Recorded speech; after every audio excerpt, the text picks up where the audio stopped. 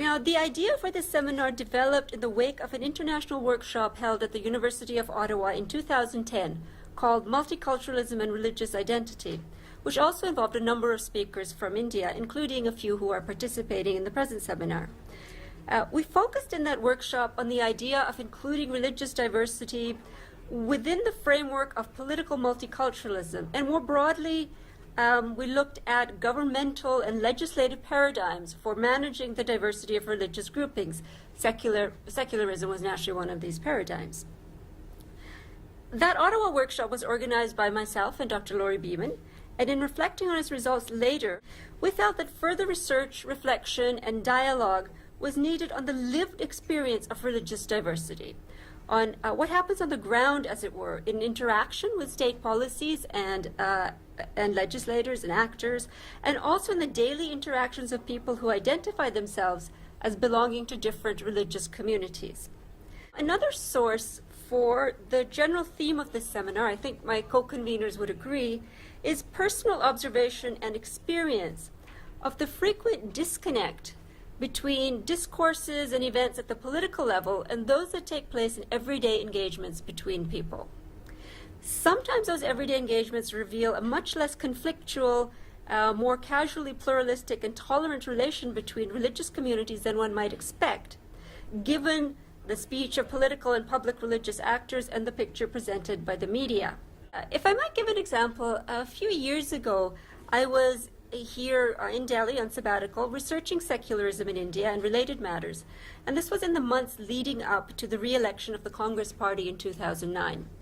So given the topic of my research and given the recent political history at that time with its very fraught communalist politics and the struggles surrounding Hindutva ideology and so forth, I was immersed in thinking about religious diversity in terms of state measures for managing conflict between communities.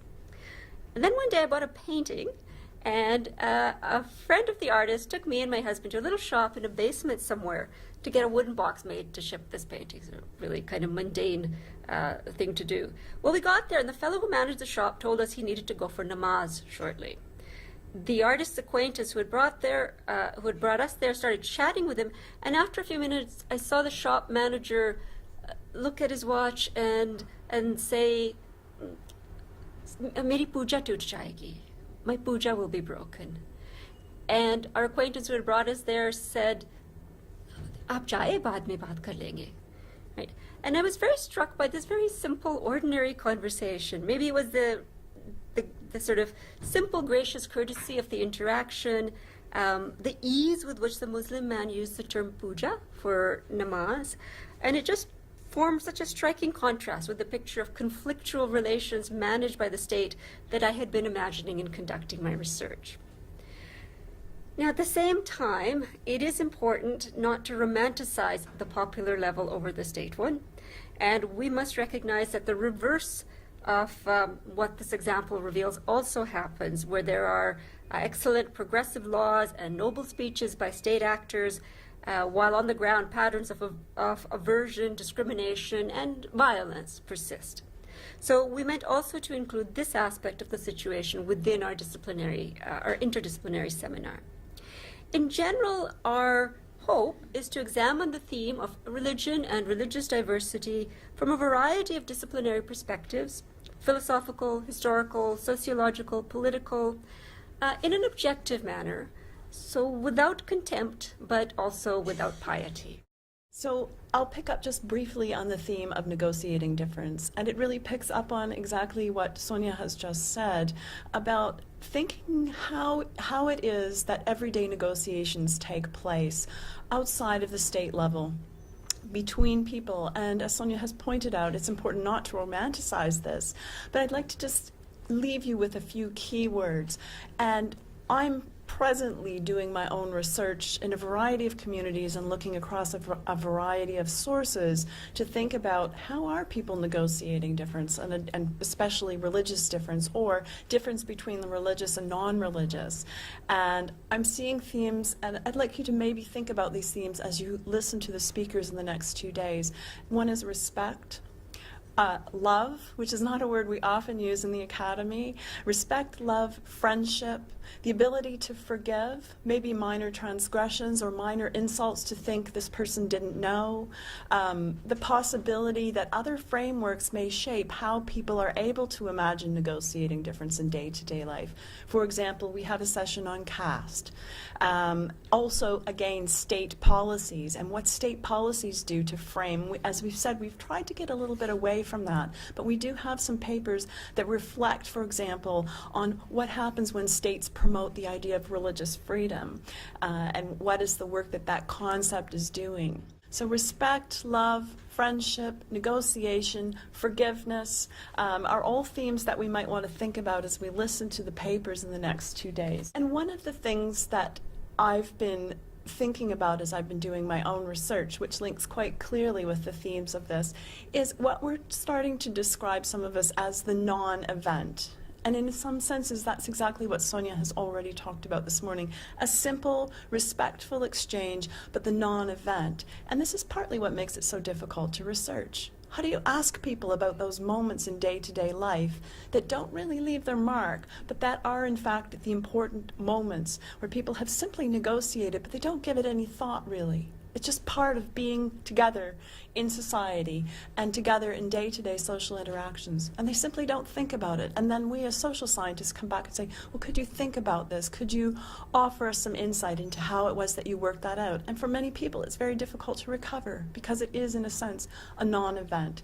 So I'd simply ask you to maybe attend to some of those non-events and think about some that you yourself have engaged in or observed in the next 2 days as we think more fully about the idea of negotiating difference in day-to-day life.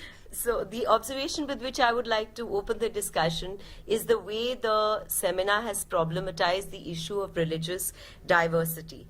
To my mind, what is interesting about the formulation is the living with, which brings in the element of praxis and makes it is the living with that makes religious diversity a problem which requires urgent, practical and conceptual attention. So there are, according to me, 3 axes that might be very important to these discussions on religious diversity. One is the question of solution. How are we going to solve the problem of religious diversity? Is it going to be a modus vivendi or a principled agreement? 2, what kind of epistemological stances underlie our tolerance? Are we proceeding from a position of certainty about religious truth, or are we proceeding from a position of moderate skepticism, stroke indifference? And thirdly, is it possible to have a liberal citizen of faith, given that liberalism incorporates some kind of, across divisions, primacy of reason? There is always a moderate skepticism about religious truth. So these are matters of faith, not of reason. So can I be a religious believer and yet be, incorporate liberalism in my religious beliefs, given that liberalism is always skeptical about religious truths? To go to the first axis about tolerance, whether it is a modus vivendi or whether it is principled agreement, in the classical European world post the Reformation, obviously tolerance was a difficult thing, but it was preferable to unending civil wars. And so Judith Sklar speaks about the liberalism of fear, represented by Montaigne and Montesquieu. And of course, it's difficult to think of liberalism working towards a principled agreement between religions, given that religious truths are matters of faith and not of reason. But if we look at principled agreement apart from liberalism, and we try to work out certain essentials of religion, in modern liberal societies, this looks very difficult, given that there is a pluralism of comprehensive, reasonable and unreasonable religious doctrines. So this might take us to roles, and we might have a third axis in the overlapping consensus on a political conception of justice with the 2 principles. But it becomes difficult for roles both to maintain the non-comprehensive character of those principles and yet stay away from a modus vivendi. especially given the criterion of reciprocity and also the faith that people will be reasonable in practice about religious diversity sometimes becomes unrealistic. Now, if we look at the second axis which I proposed, are we tolerant? Because like Mill, in his celebrated argument about tolerance, believes that we are not infallible and therefore we must be tolerant. Or are we being tolerant from a position of certainty? Now, to me, this is very important because lots of people are not disinterested spectators into religion. They are believers. And if they are certain about their religious truths, can they be tolerant?